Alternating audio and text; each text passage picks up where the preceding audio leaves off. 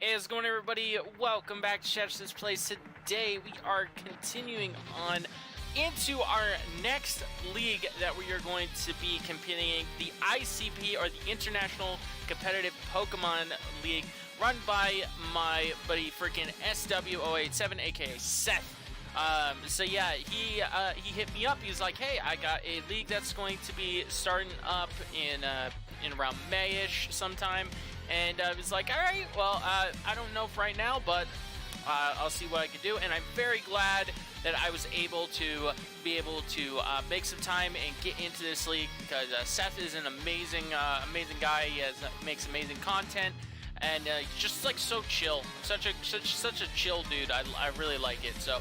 And he also has some amazing people behind the scenes working on this graphics. I mean, just look at this logo. I don't know who made the logo. I'm sure whoever it is going to be in the description somewhere. But also, peep these freaking amazing draft slides that I think were made by John Jr. Yeah, that will also be in the description, so you go check it out. These amazing freaking draft slides. He's definitely putting in the effort into this league, and I can super duper appreciate that. And yeah, so anyway, though, enough about that. Let's go ahead and just get right into it. So we are going to be here talking about the team that I drafted for the ICP season number 1. I was the third pick overall out of 18, I believe it was, 18 coaches, which was pretty cool.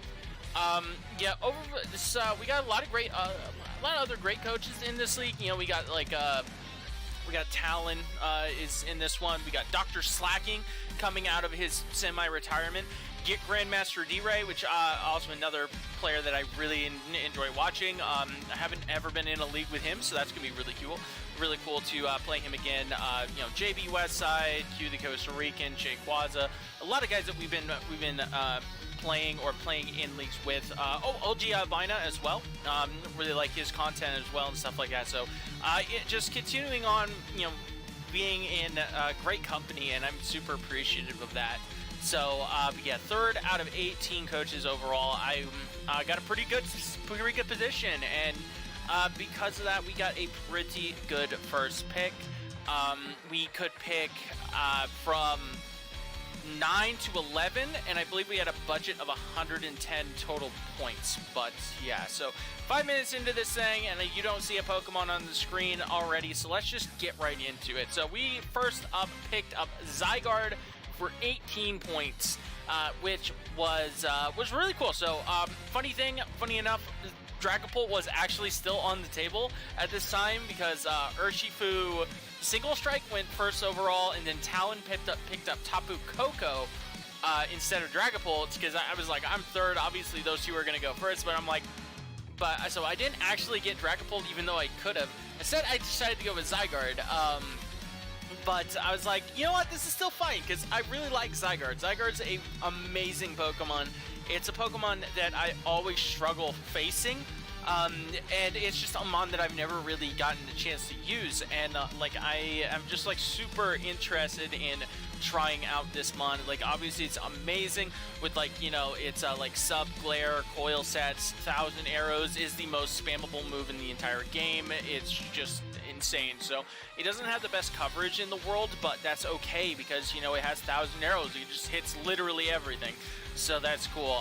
It can struggle a little bit against grass types, like bulky grass types, or things like, you know, like Buzzwole, bulky bugs, I guess.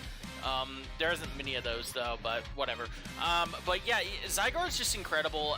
It's a mon that I've never gotten a chance to really use in any form, and I'm very happy to give it a try now. So that makes me really cool. So that makes me very happy. So all the way down, all the way back up, we had the third pick. So we have kind of a pseudo wheel-ish pick. And I ended up grabbing Tangrowth in the set for the second pick. So Tangrowth is one of those bulky grass types that gives Zygarde a lot of trouble. So I wanted to get that off the board. So Tangrowth does seem a little early to pick it, but you know what? Like I said, I wanted to get this off the board. I didn't want other people to have this option to deal with Zygarde, and it is one of the best answers to it, because, you know, it can somewhat reliably break the subs. It can take the hits pretty well. It's kind of hard to set up on it with Zygarde, and, you know, Regenerator is just the absolute best ability in the entire freaking game. At least in draft, which is just insane. So yeah, but yeah, Tangrowth is on its own though, it's still incredibly good ground resistance. I keep saying this every draft analysis, but it's always nice to have a good ground immunity, but it's also just as important in my eyes to have a good ground resistance, and Tangrowth is an amazing one at that. So it is a little bit more physically bulky as opposed to special, but you know, you slap an assault vest on this thing, it's still taking special hits pretty dang well. And yeah, so I really like Tangrowth. I think it's going to be a lot of fun to use, and Regenerator is just an amazing ability. Like, what else can you say? And yeah, so it's also going to pair super duper well with our next freaking pick, which was Toxapex. Yes, we got the double Fat Boys Regenerator core here with Toxapex. So Toxapex, obviously, very good bulky water, also gives us our grounded poison already, which is very nice. And it's going to start that Fire, Water, Grass core with Tangrowth, and yeah, the Regenerator core, which is just incredible. And of course, Toxapex can go either way. So, you know, if I need him to be more especially defensive one week versus physically defensive, you know, it's gonna go. I can make him go either way. Also, Toxapex is just incredible because, you know, it does get Toxic Spikes, and Toxic Spikes plus Zygarde is kind of scary. It just gives my opponent more to think about. Just being able to like poison and to like slowly wear down a team, and then Zygarde just gets to come in at the end of the game and then just start spamming 1,000 arrows, or gets up like a single coil or Dragon Dance and then just goes absolutely ham. That's kind of like the goal of Toxapex. And yeah, I really enjoy having Toxapex on this team. I thought it was an incredible pickup and an incredible pairing with Tangrowth. So yeah, that is very nice for sure. All right, next up, though, we are going to be picking up our fairy, which is going to be Togekiss. Togekiss was a mon that I've wanted to use for a really long time, but I've not been able to get a chance to use in Gen 8 because it always goes way sooner than I expected to. But this time I was ahead of the game, and I said, all right, round 4, I need to get me a good fairy. Things like Clefable had already been gone at this point, obviously. And I think Sylveon was also gone. So thankfully, though, Togekiss hung around for long enough. Also gives me that flying type, you know, that ground immunity, which is also very nice. And just the typing in general is just very good here. We do have to watch it out though, because we do have three ice weaknesses, one being in 4 times weakness so far. But, you know, we do have Pex to kind of help with that, so that is not terrible at all. But yeah, Togekiss is also very nice for some of the other synergies that we're going to be seeing later on. It's, you know, being 4 times resistant to like things like fighting is also very nice. So yeah, Togekiss is just incredible. It's mostly going to be used as like a very nice bulky defogging pivot, but can also obviously go on the offensive with like the very annoying like flinch shenanigans and you know, like nasty plot sets and stuff like that, which can get out of hand really fast if you build it correctly and play it correctly. So yeah, but Togekiss, incredible.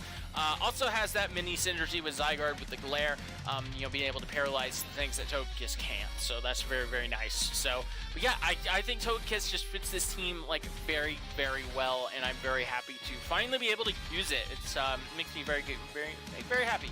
So all right, next up though, we picked the mascot pick. There she is. Oh, wrong hand. There she is. Shandy Baby is back on the squad. So we have a decent switch into ice types now.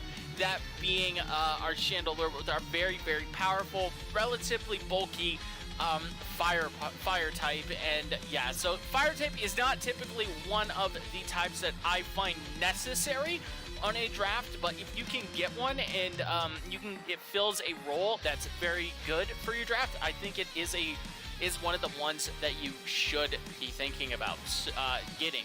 And Chandelure absolutely does. Like, we have Zygarde, which can be a very, very powerful physical breaker, but, well, not really a breaker, but we have very, very powerful physically offensive Mon.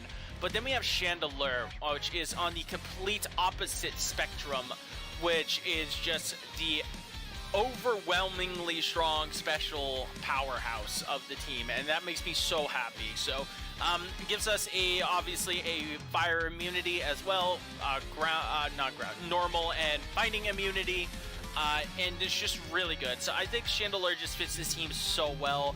The speed tier is kind of meh, but you know, that is okay. We have Zygarde and Togekiss that can potentially fire off things like Glare and Thunder Wave on things. Tangrowth, I'm sure, even gets like Stun Spore, so we could definitely put some speed control in there, and Chandelure can definitely go in if we do need her to. And Scarf Chandelure is still very, very powerful, something that you should not sleep on.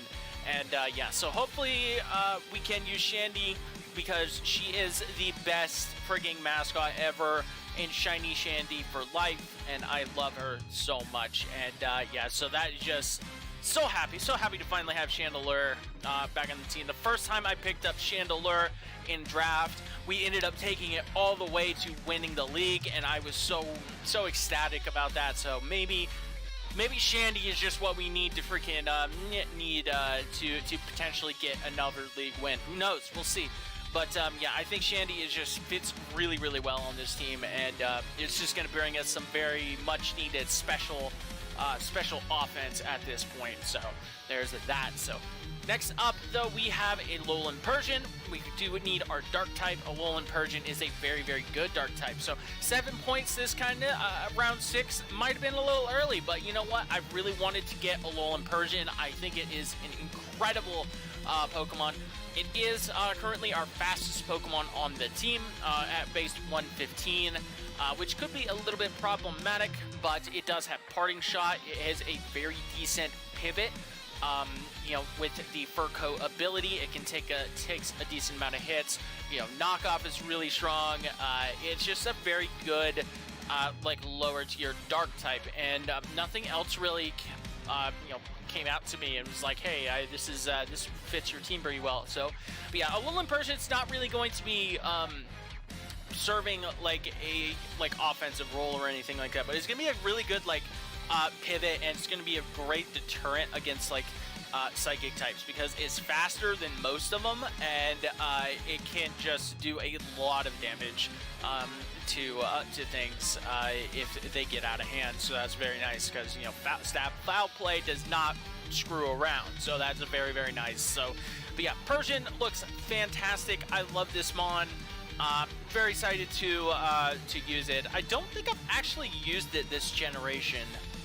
I don't remember. I know I've helped some people build with it, but I don't think I've actually been able to use it on my own team this generation. No, I don't think I have, but yeah, we got it now. That makes me happy. I like this Mon. Despite how stupid it looks, it is a very, very cool Pokemon nonetheless, and I really, really like what they've done to Persian, making it a very valuable Mon. So, all right, next up, though, we are going to be getting Bronzong, which is going to be our Steel type.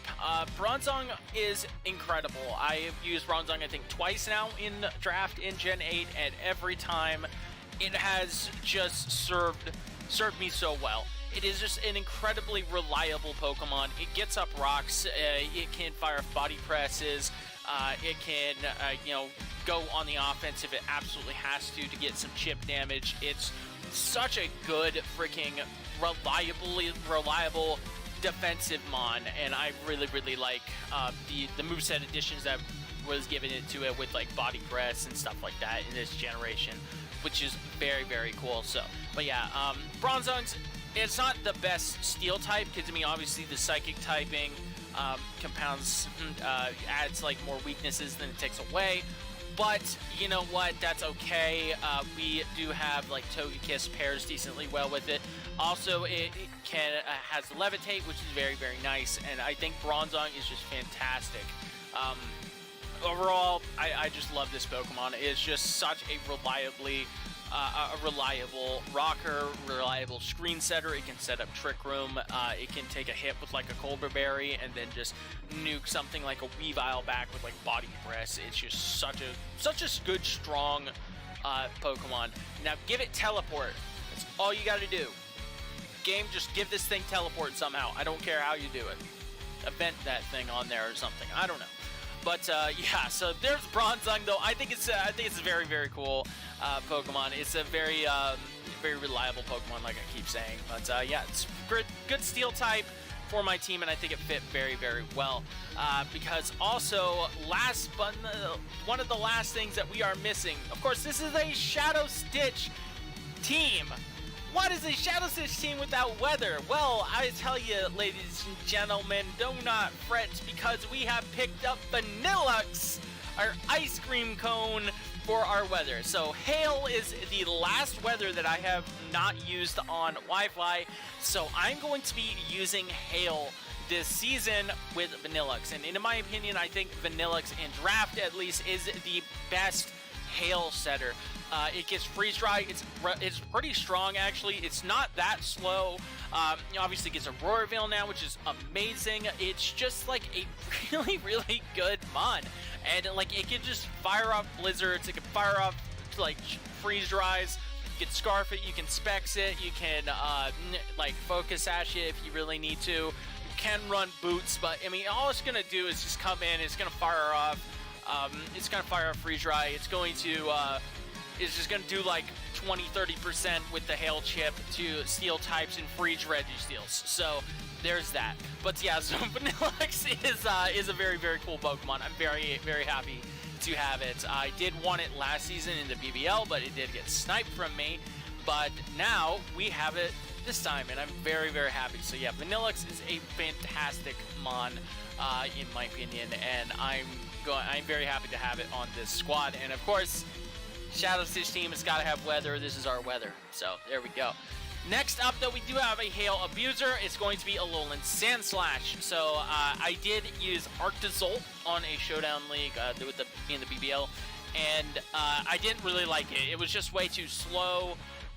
It was so dang frail.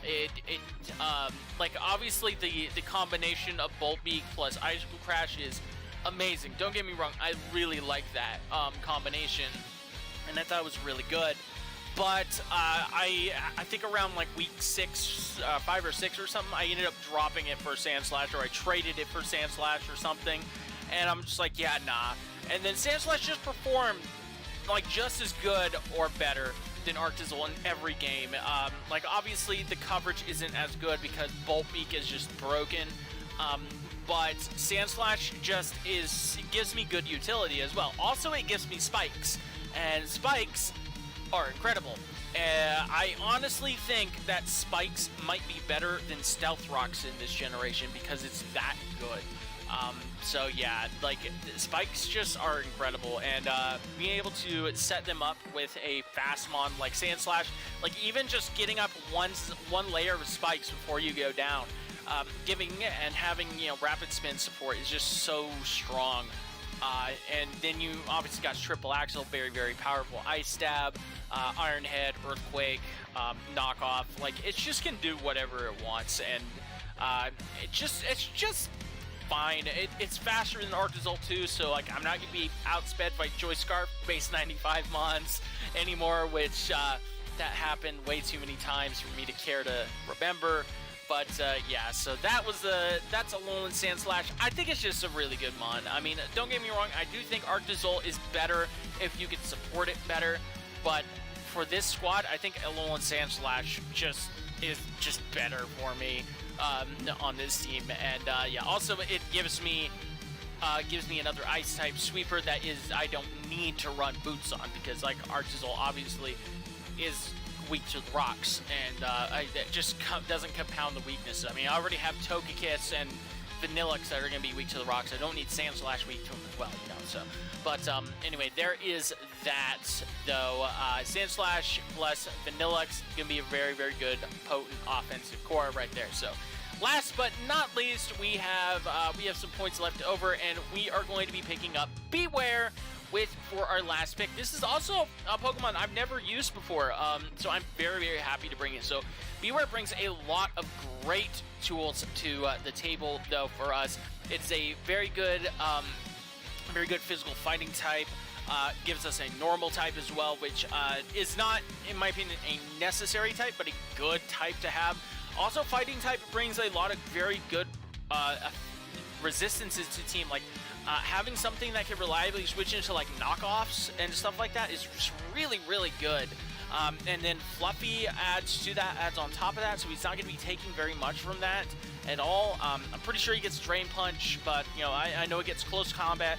It gets Darkest Lariat now, so it actually has fighting coverage. You know, it gets the elemental punches. Like, it's just a good mon in general, and you can potentially run something other than Fluffy if I am that worried about like fire types.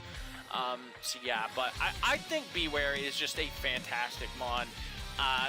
Like I said, I've never used it before, but I think it's just going to be a very, very reliable, like, knock-in, knock-off, switch-in, and, like, freaking mon that can take on ghost types, potentially. You know, it doesn't have the best special defense in the world, and a lot of ghost types are especially defensive, but, you know, I can slap an Assault Vest on that bad boy, and we should be fairly good to go, I think. So, yeah, I'm pretty happy with the pickup here with Beware. He's going to be a great mon to finish out the squad, and yeah, so there is the squad though here, the full draft team right there. I think this is a very good team. It has the Regenerator Core, it has the small Hail Core, it has the channel mascot, or you know, the team mascot right there. It's awesome.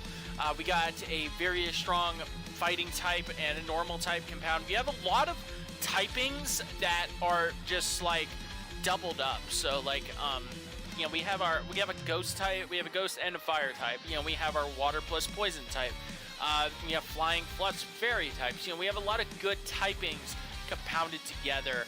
And then we have Zygarde right in the middle of it, who is going to be the beneficiary of all of this offensive pressure, to be able to come in at the end game and just clean things up. So that makes me very happy. So the one thing that I do think is a little bit lacking on this team is maybe a physical breaker. Beware can potentially serve that role, but it is a little bit too slow for that.